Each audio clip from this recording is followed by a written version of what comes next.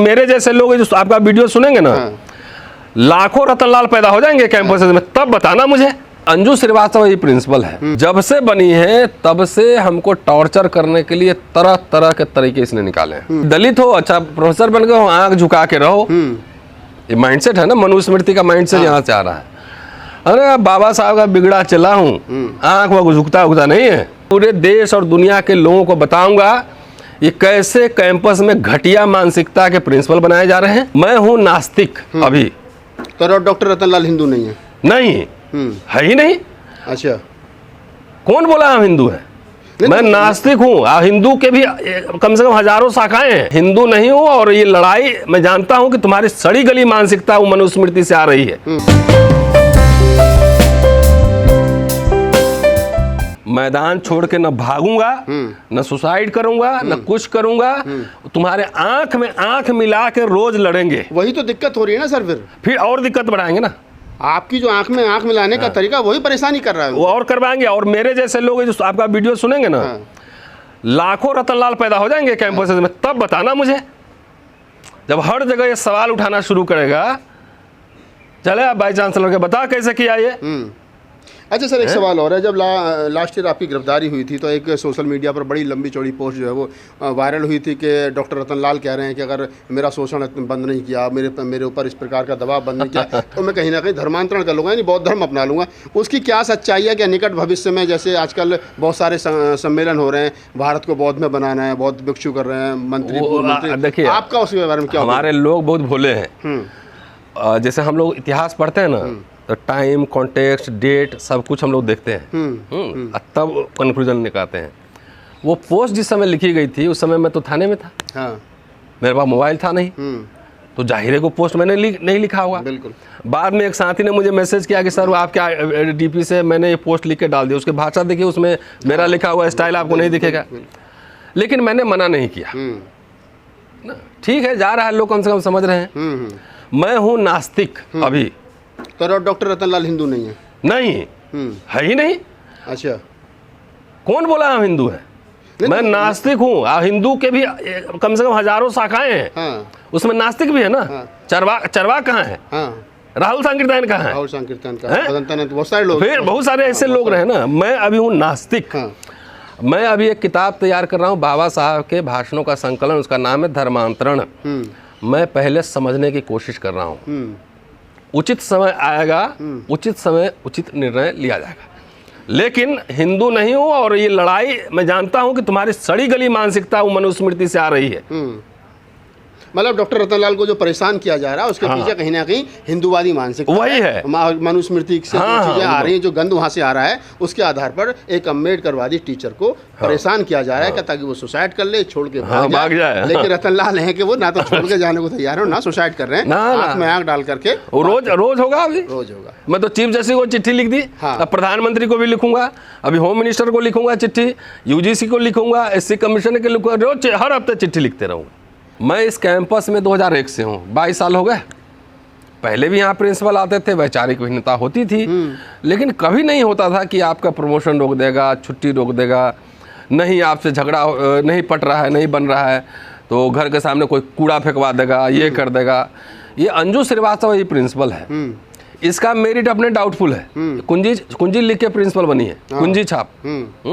High court में इसके principalship पे अभी केस चल रहा है। जब से बनी है तब से हमको टॉर्चर करने के लिए तरह तरह के तरीके इसने निकाले हैं। मैं प्रोफेसर हूं ना, अगर कहते हैं तो आप जाके अमेजन पे मेरा टाइप कीजिए नाम, मेरी किताबें वैसे से दिख जाएगी। ये किताबें छपी हैं। बिल्कुल। एक दलित आदमी जो इतना संघर्ष करके चप्पे चप्पे पे इनसे लड़ के 10 किताब लिख रहा है, आर्टिकल लिख रहा है, लेक्चर दे रहा है। 2020 में मैंने अप्लाई किया था प्रमोशन के लिए। मेरा प्रमोशन आज तक पता नहीं क्यों नहीं हुआ। 7 तारीख को भी चिट्ठी मिला है। अच्छा। मेरे सारे जूनियर्स को प्रमोशन कर दिए, सारे। आपको नहीं लगता कि आपका मुखर होके बोलना, वही है ना, आपका अम्बेडकरवादी होना, आपका तहसील होना, कहीं ना कहीं आपके प्रमोशन कारण वही है कि दलित हो, अच्छा प्रोफेसर बन गए हो, आंख झुका के रहो। ये माइंडसेट है ना, मनुस्मृति का माइंडसेट यहाँ से आ रहा है। अरे बाबा साहब का बिगड़ा चला हूँ, आंख वो झुकता उगता नहीं है।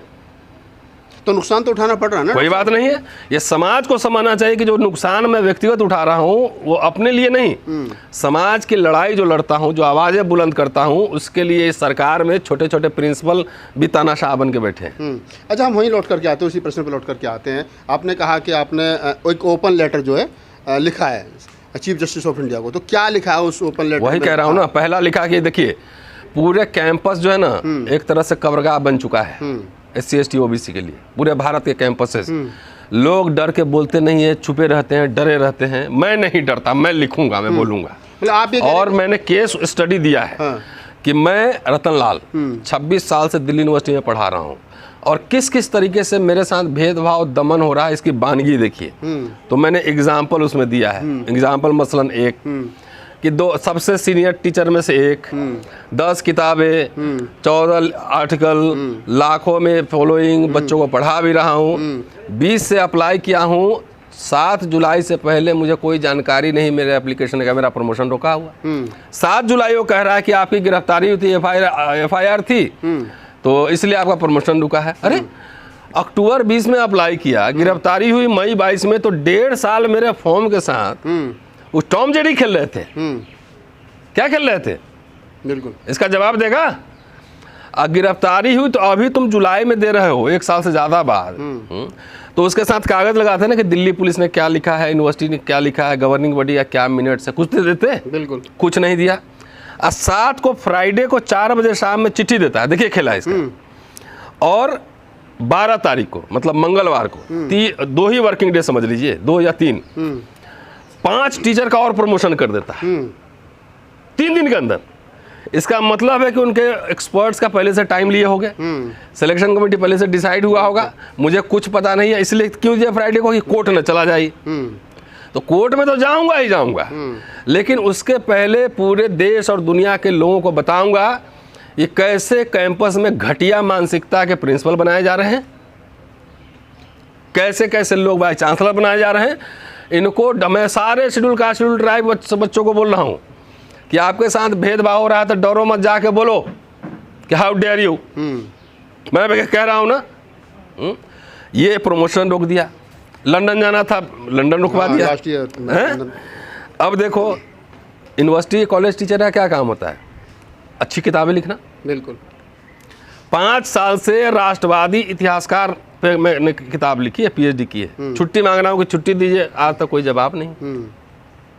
मतलब तो आप कहीं ना कहीं ये कहने की कोशिश कर रहे हैं कि जो पायल तड़वी के साथ में टॉर्चर किया गया, जो रोहित वेमुला के साथ वैसे करता है गया, और अभी हाल ही में जो है OBC के टीचर के साथ किया गया, उसी प्रकार से रतनलाल को परेशान किया जा रहा है। लेकिन रतनलाल चूंकि संघर्षशील है, डरना नहीं है, इसलिए अपनी ताकत के बल पे जिंदा है। रतनलाल की जगह होता तो शायद वही हाल हो जाता, वही हाल होता, और ने स्टूडेंट्स का टीचर्स का वही होता। डॉक्टर साहब चलते चलते हम इसका और देख लीजिए, घर के सामने देखिए कूड़ादान बनवाए हुए हैं, देख लीजिए। आप पीछे देखिए, पूरा हम साफ करवाते हैं ना, आप आए थे देखे थे, पहले साफ करवाया मैंने। इन सवाल वही है, सब कूड़ा फेंकवाता है। सारी समस्याओं का समाधान क्या है, हल क्या है? आप लड़ रहे हो, पिछले 20 साल से लड़ रहे हो, प्रमोशन भी ड्यू है, नहीं दे रहे कि प्रिंसिपल आपको परेशान कर रहे हैं, वाइस चांसलर परेशान कर रहे हैं, विदेश नहीं जाने दे रहे, छुट्टी नहीं दे रहे, कुछ भी नहीं कर रहे। समाधान क्या है? कब तक लड़ोगे? ऐसा है, इसका कोई रेडीमेड आंसर नहीं है। जब तक जिंदा हूँ तब तक लड़ूंगा। कैंपसेस में किस तरह से भेदभाव एट्रोसिटीज़ हो रहा है, अभी ताज़ा मामला दिल्ली IIT का, एक बच्चे ने सुसाइड किया।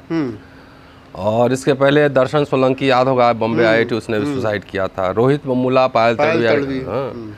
तो रोहित वेमुला और पायल तड़वी की माँ ने सुप्रीम कोर्ट में एक PIL डाला था कि भाई एट्रोसिटीज रोकने के लिए क्या उपाय होना चाहिए।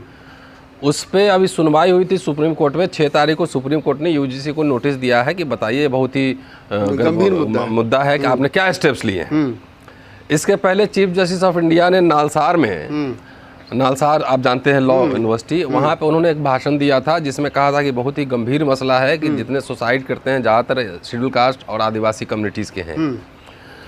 तो ये संदर्भ है, और उसमें मैंने ये कोशिश की है बताने की, लिखने की चीफ जस्टिस को कि ये जो एट्रोसिटीज़ है सिर्फ स्टूडेंट के साथ तो हो ही रहा है, यहाँ के जो कर्मचारी हैं उनके साथ भी हो रहा है, यहाँ के जो टीचर हैं उनके साथ भी हो रहा है। और एट्रोसिटीज़ के और दमन के कई तरीके, कई फॉर्म्स हैं। यहाँ आपको डंडा से नहीं मारेगा, दिमाग की नस पे इतना दबाव बनाएगा, रोज आपको तंग करेगा कि आदमी फट जाता है। सब लोग नहीं लड़ सकता है ना, तो कमजोर लोग सुसाइड कर लेते हैं। बिल्कुल। हिंदू कॉलेज में ही एक ओबीसी टीचर अभी सुसाइड किया, पता होगा क्या था? बिल्कुल। चलिए, तो आप डॉक्टर रतन लाल थे, दिल्ली विश्वविद्यालय के हिंदू कॉलेज में हिस्ट्री के प्रोफेसर हैं। आज उन्होंने मीडिया को अपने आवास पर आमंत्रित किया था। मैं देरी से पहुंचा तो मैंने सोचा कि फिर अकेले में बातचीत की जाए। उन्होंने मीडिया को आमंत्रित करने के तमाम जो कारण थे वो गिनवाए। पायल तड़वी, रोहित वेमुला और वो तमाम SC ST के बच्चे और प्रोफेसर्स जिनको इतना टॉर्चर किया गया कि उन्होंने सुसाइड कर लिया। रतन लाल को भी सोच रहे हैं कि शायद उसी पायल तड़वी और रोहित वेमुला जैसे मामले ये मेरी व्यक्तिगत लड़ाई नहीं है, मैं आने वाली पीढ़ियों और समाज की लड़ाई लड़ रहा हूँ, मैं प्रतीक मात्र हूँ। तो डॉक्टर साहब को भी परेशान किया जा रहा है, लेकिन डॉक्टर साहब है झुकने को तैयार नहीं, और वो कह रहे हैं कि ना तो झुकेंगे और ना मैदान छोड़ करके भागेंगे, ताकि हमारी आने वाली नस्लें डॉक्टर रतन लाल से ये सीख सकें कि लड़ा कैसे जाता है।